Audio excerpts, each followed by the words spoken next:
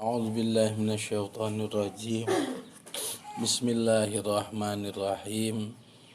Assalamualaikum warahmatullahi wabarakatuh. Alhamdulillahi rabbil alamin. Wassalatu wassalamu ala asyrafil anbiya'i wal mursalin. Sayyidina wa maulana Muhammad sallallahu alaihi wasallam al-fatihi lima ughliqa wal khatimi lima sabaqa wan nasiril haqqi bil haqq wal hadi ila siratikal mustaqim wa ala alihi wa ashabihi haqqa qadrihi wa miqdarihil azim. Amma ba'du.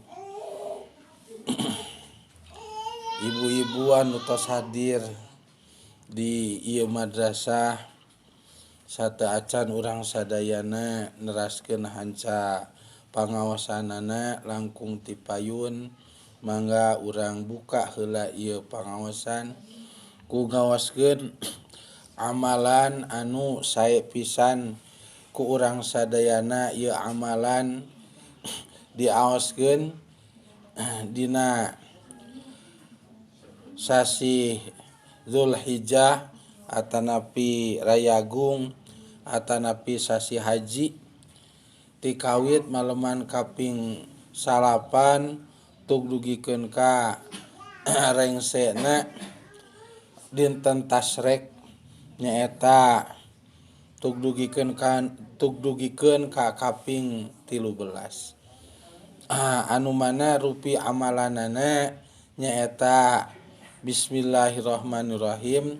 Subhanalladzi fis samai arsyuhu subhanalladzi fil ardi mulkuhu wa qudratuhu subhanalladzi fil bahri sabiluhu subhanalladzi fil hawai rauhuhu subhanalladzi fin nari sultanuhu subhanalladzi fil arhami ilmuhu subhanalladzi fil quburi qada'uhu subhanalladzi rafa'as samai bighairi amad subhanalladzi wada'al arda 'alal ma'i fajamad subhanalladzi la malja'a wa la manja minhu illa ilaihi. Tug dugikeun kadinya salajengna tambihanana ngaoskeun sholawat haji anu rupi sholawatna Allahumma sholli wa sallim ala sayyidina Muhammadin sholatan tuballiguna biha hajja baitikal haram wa ziyarata qabri nabiyyika alaihi afdhalus sholati wassalam fi lutfin wa afiatin wa salamatin wa bulughil maram wa ala alihi wa sahbihi wa salim. Anu mana hartosna kirang langkung tina aosan doa anu nembe nyaeta subhanalladzi nyucikeun abdi kalawan nyucikeun temenan ka zat nyata anu maksada ti dieu teh Gusti Allah. Pisamai eta tetep di langit arsuhu ari arasna ladzi. Anu maksadna nyaeta dina sabada langit teh nyaeta aras gitu. Dina sabada langit teh nyaeta aras.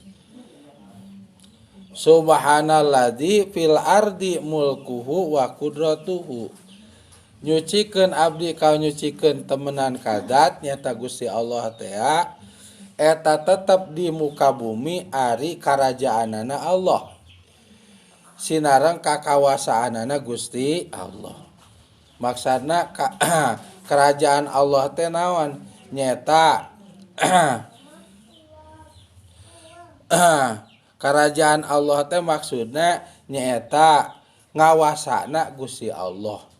Nah, ngawasana Gusti Allah kasaha ka makhluk anu aya di muka bumi di antawisa saha nyata manusia kalebetkeun urang sadayana. Nah aya dina kakawasaanana Gusti Allah, aya dina aturanana Gusti Allah. Wa qudratuhu sinareng aya dina kakawasaana Gusti Allah, nya urang teh diatur ku Allah, nya urang sadayana teh aya dina kakawasaanana Gusti Allah. Subhanalladzi fil bahri sabiluhu, nyucikeun abdi kau nyucikeun temenan kadat nyata Gusti Allah teh fil bahri anu eta tetep di lautan sabiluhu ari perjalanan ningali kakawasaanana Gusti Allah. Nyucikeun abdi kau nyucikeun temenan kadat eta tetep di lautan ari perjalanan ningali kakawasaanna Gusti Allah.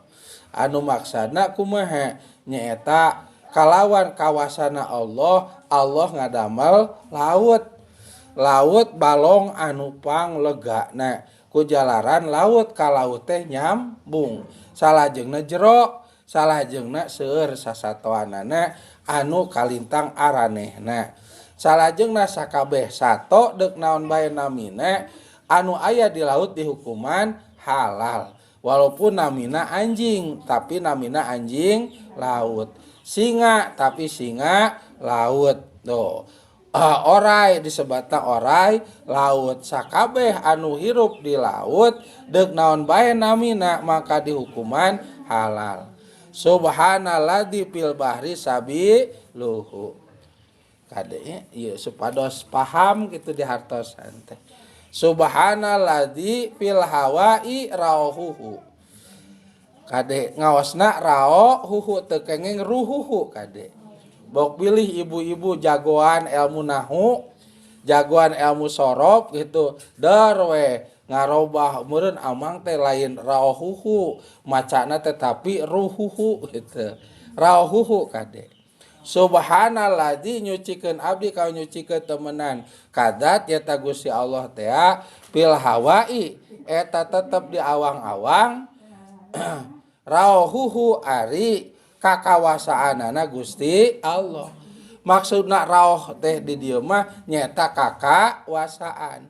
Lamun rohna dipeeskeun ruhuhu atuh manana teh ruhna Gusti, berarti lamun Allah aya ruhan berarti sami ejeung makhlukna. Berarti dina kitab Tijan sifat wajib di Allah anu 20 di antara mukhalafatul lil hawa di situ bohong. Allah nyulayaan ka sakabeh anu anyar teh. Naon sababna bohong? Ku sabab geuning Allah oge sami jeung makhlukna dina pada gaduh ruh. Mata kade ngaosna ulah wantun ngarobah. Nyata ngaosa kedah rao huhu anu maksana kakawasaan Gusti Allah. Lamun ruhuhu mah ruhna Gusti Allah. Ieu urang bakal dosa ih maca doa. Mata perhatoskeun nya perhatoskeun. Subhanalladzi fil hawai rauhuhu, nyucikeun abdi kau nyucikeun temenan kadat eta tetep di awang-awang ari kakawasaana Gusti Allah. Naon awang-awang teh? Di langit jeung luhureun langit nyaeta aras. Jeung luhureun deui aras nyaeta rob-rob jeung sajabana. Tah teu leupas eta sadaya tina kakawasaana Gusti Allah.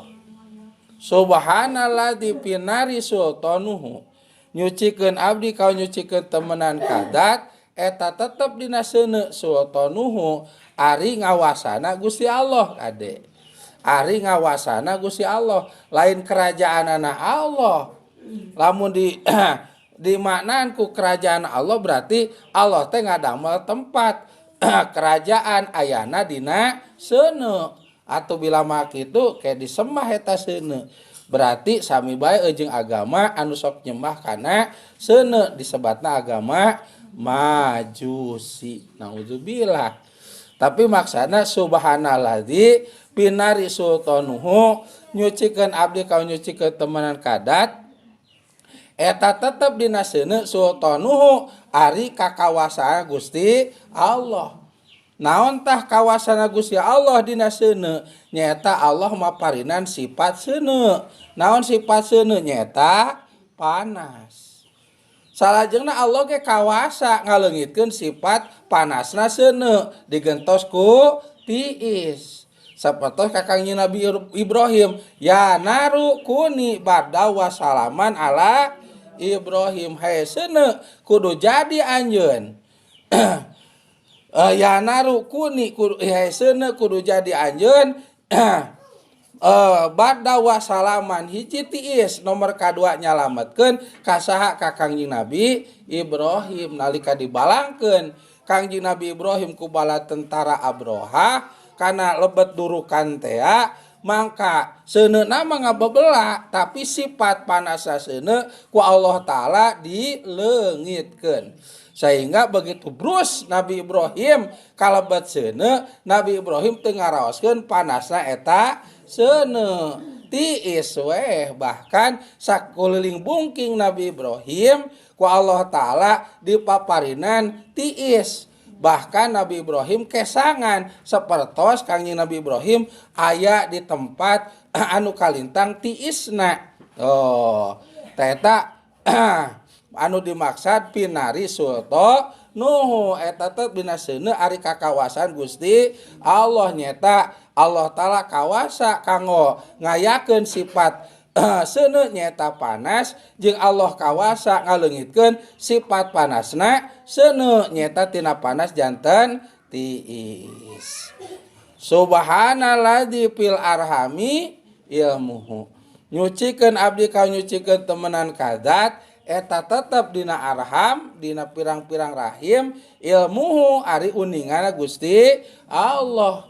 Makhluk Gusti anu ngaranna janin, makhluk Gusti anu ngaranna piorokeun, anu aya dina lebet rahim anu janten ibuna walaupun kahalangan ku sabaraha lapis, Allah mah uninga.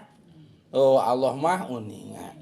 Jelema oge sok aya anu sok dipaperinan uninga ngaranna dokter kandungan. Ngan apalna teh nganggo alat disebatna naon?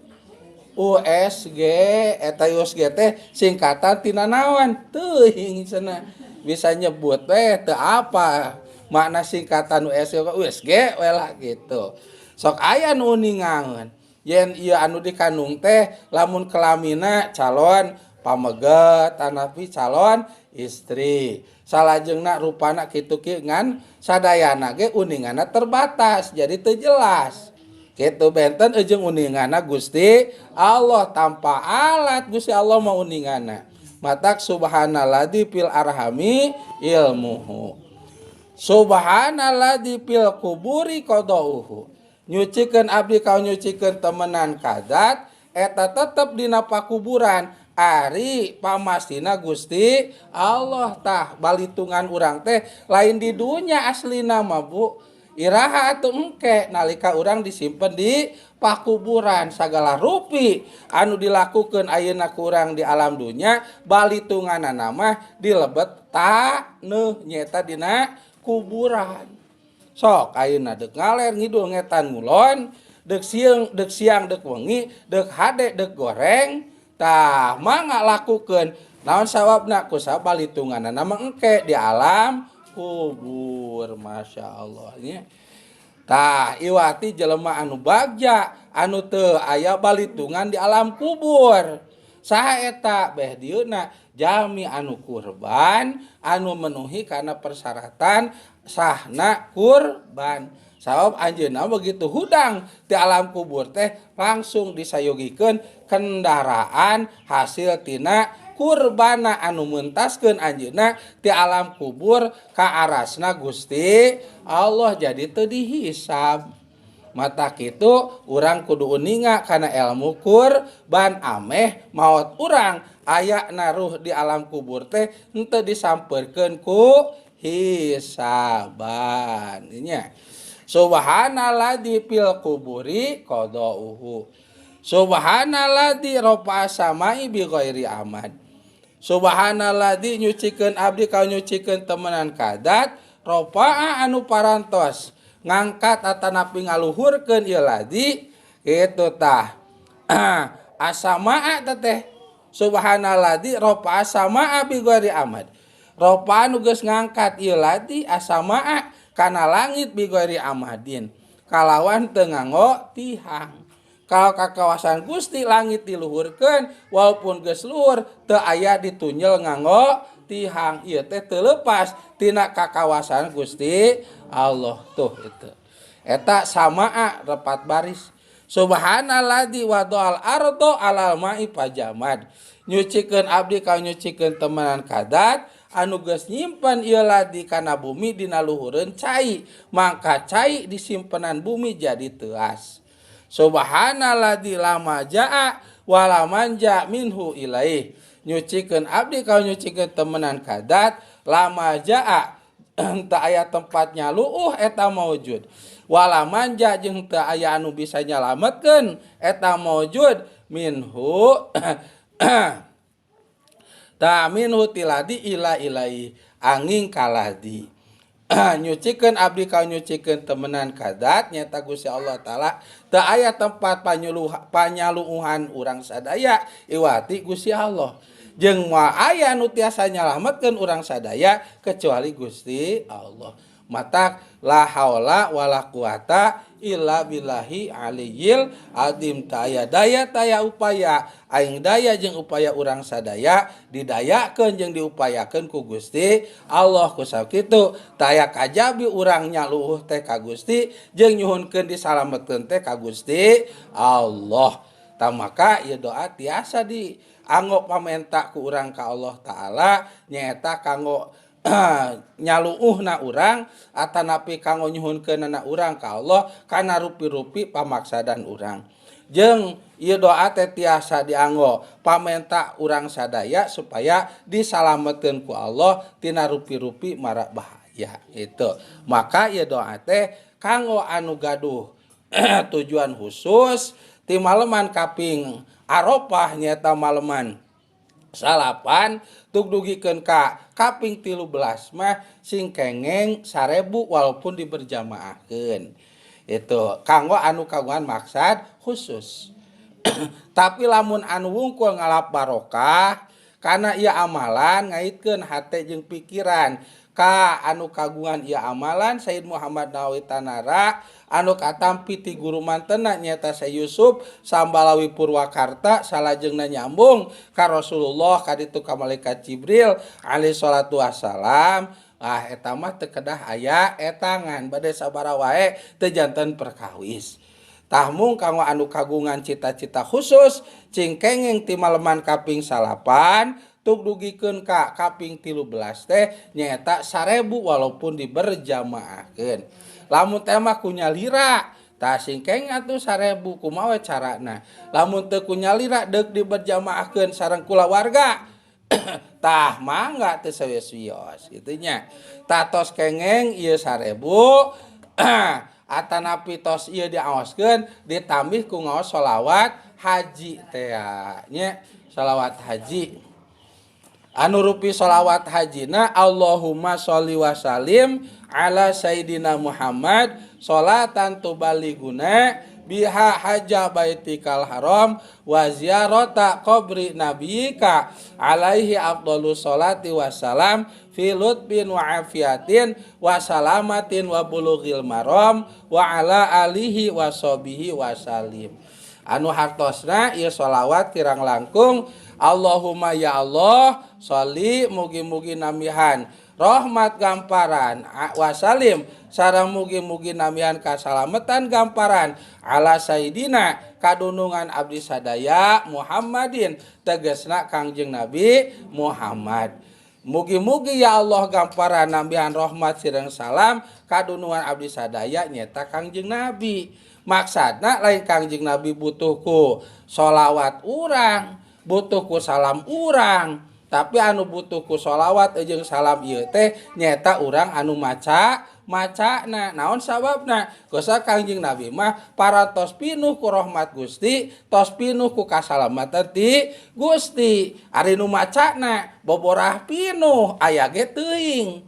Kitu boborah pinuh aya oge teuing ku jang kitu urang mah butuh pisan ku rahmat Gusti jeung kasalamatan ti Gusti tah ku jang kitu adab tata krama umat Kangjeng Nabi wabil khusus ahli sunnah wal jamaah bila mana barang penta teh make adab tata krama nyeta ngadamel wasilah cukang lantaran atau pelantara nyeta ka jami-jami anu araragung kantenan ka Kangjeng Nabi mah jami anu pinuh ku rahmat Gusti anu pinuh ku kasalamatan ti Gusti anu malah mandar bila mana urang maca sholawat jeung salam teh ku jalaran nganggo wasilah ka jami anu pinuh teh tah mangka leleberanana ti jami anu pinuh eta dibahekeun ka saha ka jami anu macana tadi disebutnya eta teh wasilah atau tawasul atau napi adab tata krama tuh ari ngadamel wasilah kanu wawuh mah ngadamel wasilah kanu caket mah pasti bakal engal dugina libara contoh punten saya punten urang bade ka desa lamun malang mang mulung mah desana ge teu apal kadituna jamin udah tujuh nage pasti bakal moal apal tapi lamun nyanak jelema anu apal sagala rupa nama bakal langkung tere itu sholatan tubaliguna biha haja baitikal haram kalawan ngawas rahmat temenan tubaliguna mugi-mugi ngadugikeun gamparan ka abdi sadaya biha ku berkahna ngaos sholawat haji ye haja baitikal harami kana nyumpingan tempat gamparan anu mulya maksudna naon nyeta Masjidil Haram anu aya di kota Mekah itu tah lawan berkah ngaos sholawat ieu mugi-mugi gamparan ngadugikeun ka abdi sadaya nyeta karena nyumpingan tempat gamparan anu mulia anu disebut Masjidil Haram nyata kota Mekah pada umumnya. Oh berarti teu hajian berarti umrohan, teu umrohan berarti hajian. Tuh cek ibu-ibu teh ti mana teuing atuh rezekina. Tah eta tabu anu ngahalangan urang hese rezeki teh ngaborong-borong Gusti Allah hatena teh tauhidan marukana anu ngatur rezeki teh pikiran urang. Para anu ngatur rezeki mah Gusti Allah mata rahasia jalmi hese rezeki teh ngaborong-borong Gusti Allah. Di mana atuh rezekina? Kitu bahasana teh. Di mana atuh biayana? Ta eta cirina tauhidna teu acan siap dina hate. Tuh Allah diteu ayakeun anu mana dina hate ngabdi kana bab rezekina teh nyata kana syariat wae. Gitu. Allah mah diteu ayakeun ta eta bu rahasia jami hese rezeki. Walaupun ngaji ngaler ngidul ngetan ngulon berang ejeng peuting lila atau sakedeung tapi babasana di mana tuh rezekina? Pan urang mah sangsara gitu. Jeung bisa ka Mekah sagala. Ta eta bu nu ngajadikeun hese urang rezeki teh.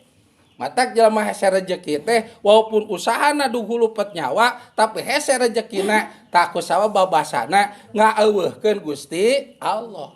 Jelema usahana unggul ngadahdir tapi rezekina aya. Naon sawabna ku sabab henteu ngaluakeun bahasa ti mana rezekina berarti yakin ka Gusti.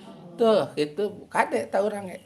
Bisa urang teh usaha ngaler ngidul ngetan ngulon ngamodalan tuluy-tuluyan tapi eueuh majuna. Naon sawabna diterangkeun bab sholawat haji aya lapat haja baitikal haram nyumpingan tempat gamparan anu mulia tegesna Masjidil Haram khususna umumna nyaeta kota Mekah ku urang langsung di naon disambut ku babasa di mana atuh rezekina ta eta anu jadi nutup rezeki urang teh babasa ti mana rezekina lamun ceuk bahasa kolot mah Gusti Allah lamun teh kawasa nyarios ai sia ngomong kitu sia kurang ajar nya rezeki ti aing kitu ta ceuk Gusti ai sia teh inget ka aing pasti teh ngaji ngaler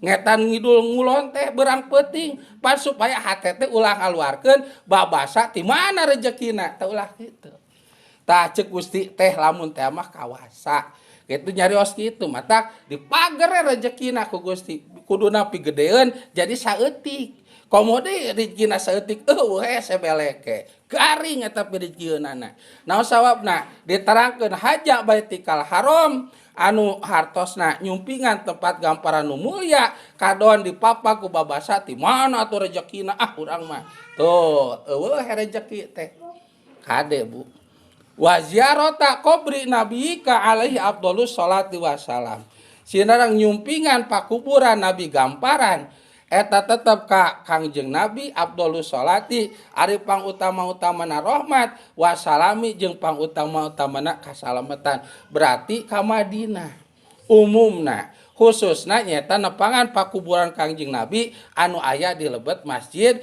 Nabawi ulah nurutan Wahabi tah anu mana Wahabi mah ka Mekah mah osok hajian atau umrohan tapi palebah ka Madinah manehna mah tara daek jarah ka makam Kangjeng Nabi cicing di masjid bahkan tara di jero-jero masjid acan di luar naon sabab jarah teu boro-boro ka jalma biasa ka pangkat Nabi ge ceuk manehna mah murtad haram atuh montong ibadah haji deuk boga hate atau patekadan kitu mah eta mah Wahabi nauzubillah kitu kade tah Wahabi tegas merajalela ayeuna bisi sumping ka incu urang ka anak urang termasuk kana hate urang tuh mangka piceunan nyata ku cara ngaji ngan ngajina kudu dilenyepan ame sifat Wahabina laleungit aya dina ulas asli gamparan mah sagala ge dientengkeun sagala ge dimudahkeun sagala ge dilancarkeun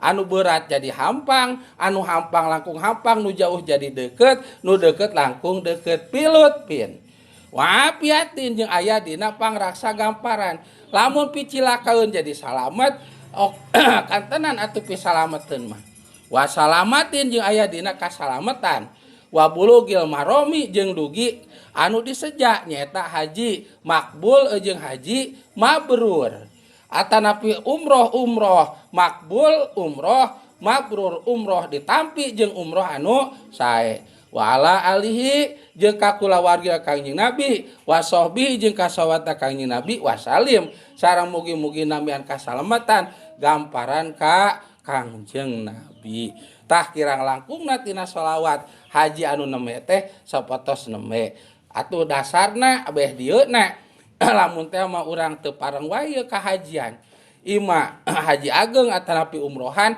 urang ulah putus asa da urang gaduh anak jeung incu karategeun Gusti bisi abdi teu nepi sugane anak incu abdi mah nepi